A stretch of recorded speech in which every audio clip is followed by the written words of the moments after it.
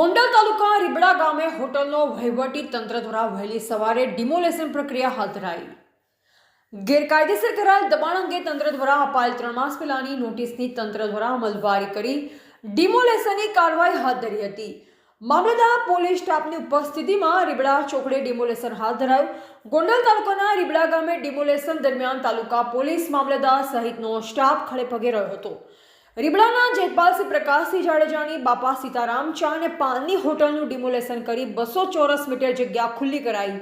5 મહિના પહેલા રીબડા ઠાકરધણી હોટલનું સ્વૈચ્છિક દૂર કરાયેલ દબાણ બાદ કરી રહેલા દબાણ પર ફરી તંત્રનું બુલડોઝર ફરી 150 ચોરસ મીટર જગ્યા ખુલ્લી કરાઈ। ગોંડલ શહેર તાલુકામાં અનેક દબાણો હોવા છતાં તંત્ર માત્ર રીબડાના સમર્થકોને ટાર્ગેટ કરતા હોવાના આક્ષેપ। ઠાકરધણી હોટલ પાસે ગ્રામ પંચાયત દ્વારા બનાવાયેલ ટોયલેટ શૌચાલય પણ તંત્ર દ્વારા ડિમોલેશન કરાયું। રાજકોટ ગોંડલ ચોકડીથી જેતપુર હાઈવે ઉપર થયેલ ગેરકાયદેસર દબાણો પર તંત્રની મીઠી નજર। 5 મહિના પહેલા ફોટો સાથે અપાયેલા ગેરકાયદેસર દબાણનું આવેદનપત્ર સાથે રજૂઆતનું ક્યારે હાથ ધરાશે ડિમોલેશન તેવા સવાલો ઉઠ્યા છે।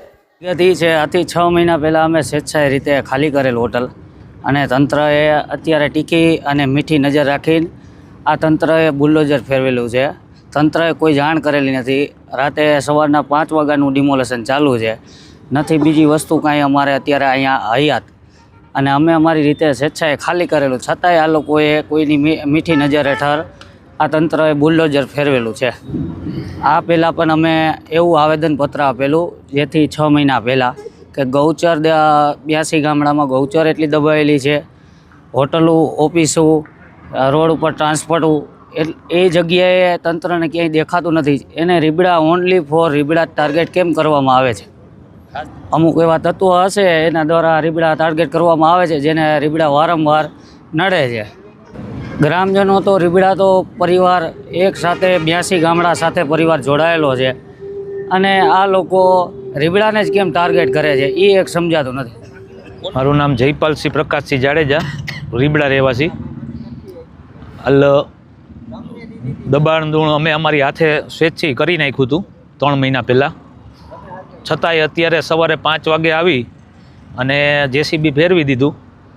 અને અમે આ લેખિતમાં કલેક્ટર સાહેબ, મામલતદાર સાહેબ, નાયબ મામલતદાર સાહેબ, અમને બધાને લેખિતમાં 150થી જાજી હોટલના અમે એમને લેખિતમાં આપ્યા છે કે રીબડા સિવાયની, રીબડામાં તમને 2 હોટલ દેખાય છે, એ સિવાયની તમને બીજી હોટલો એકેય નથી દેખાતી, છતાંય અત્યારે રાતે આવીને ડિમોલેશન કરી ગયા।